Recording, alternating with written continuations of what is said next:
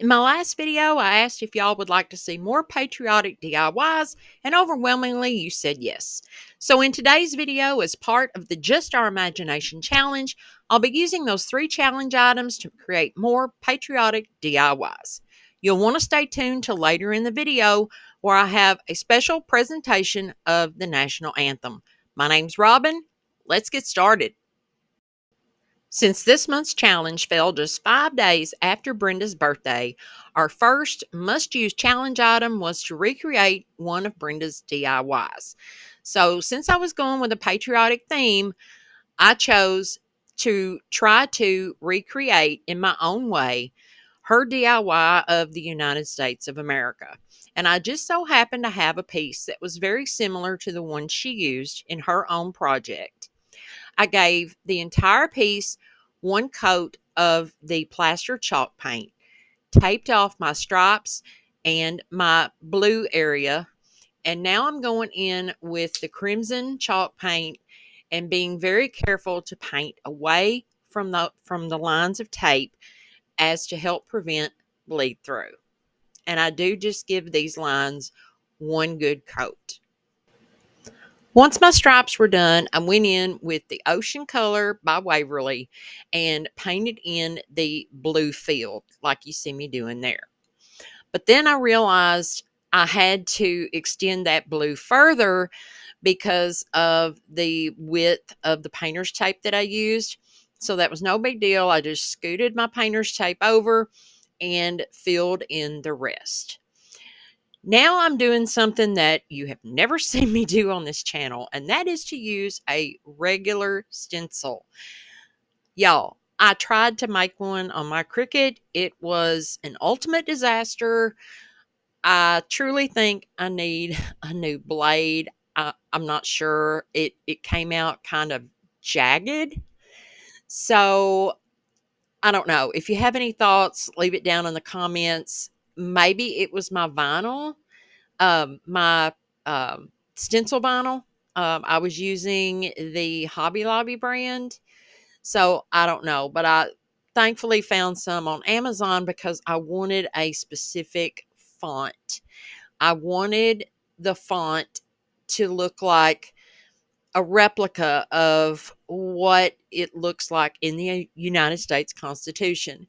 And the stencil says, "We the people." And I want to tell y'all, I was as nervous as a cat in a room full of rocking chairs when I was doing this because my experience with stencils is not good. But this, I was so proud, y'all. Look, it came out so perfect. I love it. I was so proud of myself. Never be afraid to try new things or things that you're afraid of doing. For me, all of that plaster chalk paint was just a little bit too bright. So I went in with my chippy brush and some antique wax along all of the edges and just brushed that on. Now, this is totally optional, but y'all know I love my rustic. I also lightly went across the inside of the piece, including the stars that I glued down with just a little bit of antique wax, not a whole lot, and took a baby wipe and just wiped it back until I got it to that aged look that I was going for. And I even took the wax back to the original plaster in some spots. But this is total preference. You can do your bright colors. I'm just showing you a way that if you use the brighter reds and the blues and the whites, you can take it just a little bit to that aged side by simply using some antique wax. You don't necessarily have to have the dark colors on hand. So I think this technique just gives it that perfect little bit of aging that I was looking for. I continued buffing in the wax until I had it like I wanted it. Now, this is Brenda's original DIY. Hers says there's no place like home, and she put hers on a board. I chose We the People and left mine as just a hanging piece. I have just the perfect place in my house to put it. And Brenda Happy belated birthday. I hope I did your piece justice. Next up, I'm going to be using this thrifted cutting board, which is gorgeous except for those watermelons on front, along with our second challenge item, which this month is a gift bag. It could be made of any type of material, and luckily I had one that was made out of burlap. Now, as you see, it has that pretty blue print on the front, and then on the back it's plain. So I toyed around which side I wanted to use. Ultimately, I chose the plain burlap. But I'm curious, if you had this bag, which side would you have used? Because I'm making a wall pocket here. So I just cut off the top, and then I measure out the rest of the bag to fit my board.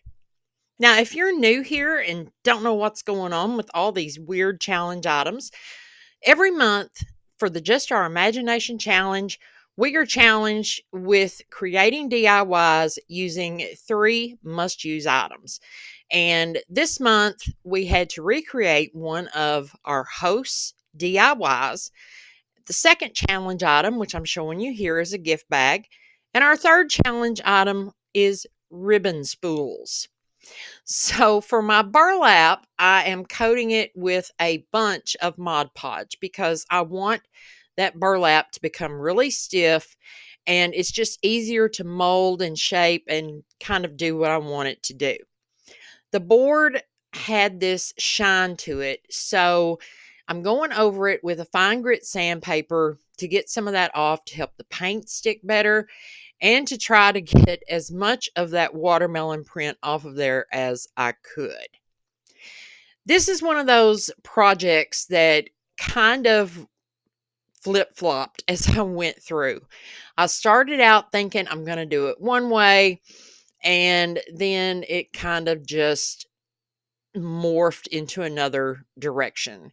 So I first used some plaster chalk paint going around just the front where that little inlay is. I don't know if you can tell there, but there is a little inlay around that center portion. I painted the center portion and that little uh, routed out inlay.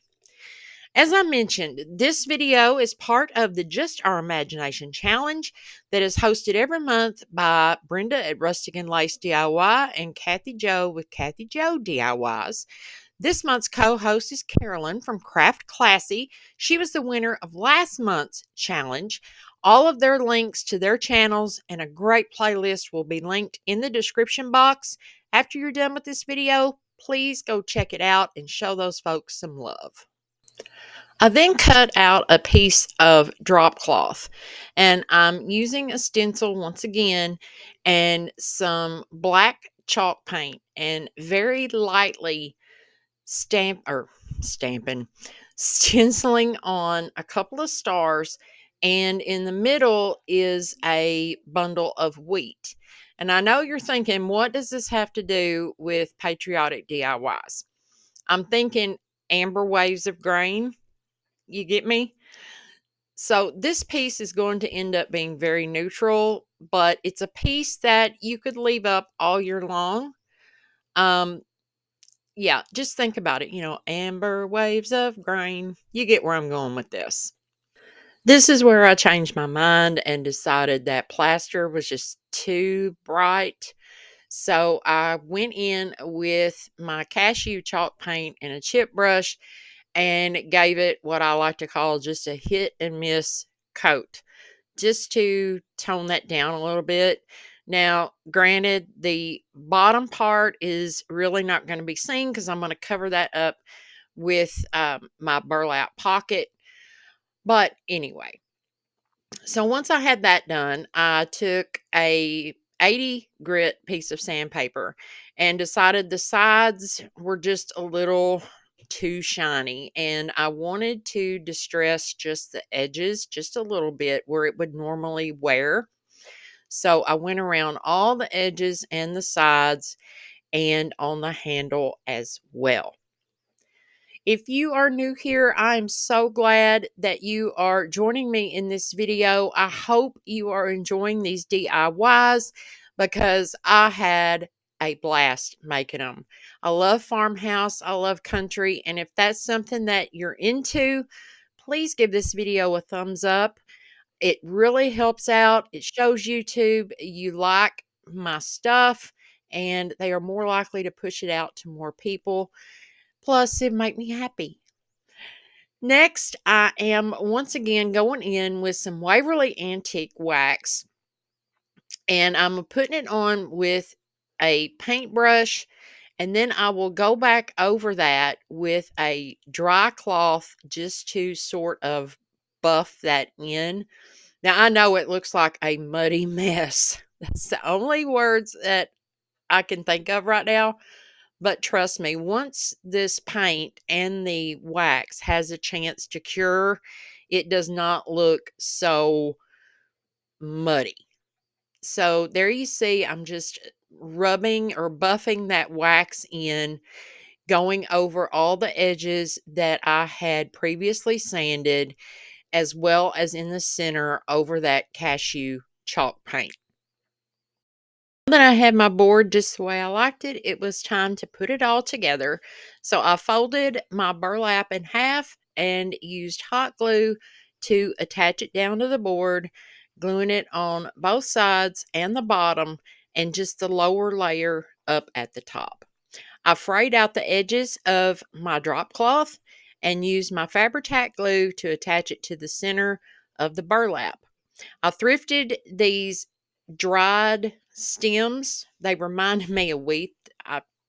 It looks like wheat. This is what sparked this entire DIY. I added them until I was happy with it, put in some Spanish moss and some other stems, and I love the way this turned out. You guys let me know what you think about this one down in the comments. Okay, so for this one, I will be using the ribbon spools and some scrap fabric and Mod Podge. The first thing I did was separate the cardboard ends from the spools, and I gave each one a good coat of Mod Podge and then placed down my little scrap fabric pieces on top of each one, and then went on top of the fabric, gave it a generous coat of Mod Podge, and set all the pieces aside to dry.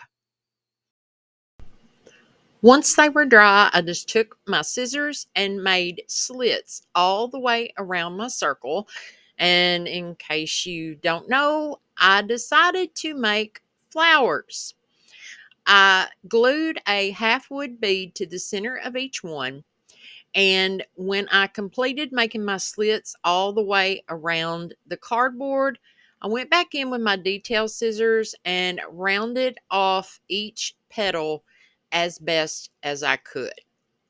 And then I just sort of separated them out, let some go up, some fall back. I'm sorry I'm out of frame there, guys. I didn't realize that. But you get the gist of what I'm doing. Then I attached a bamboo skewer to the back of each one, and there you have flowers made from the cardboard of a ribbon spool. You guys, please let me know what you think about this in the comments. I love chatting with you guys. You know that. So drop me a comment and let me know what you think of this one.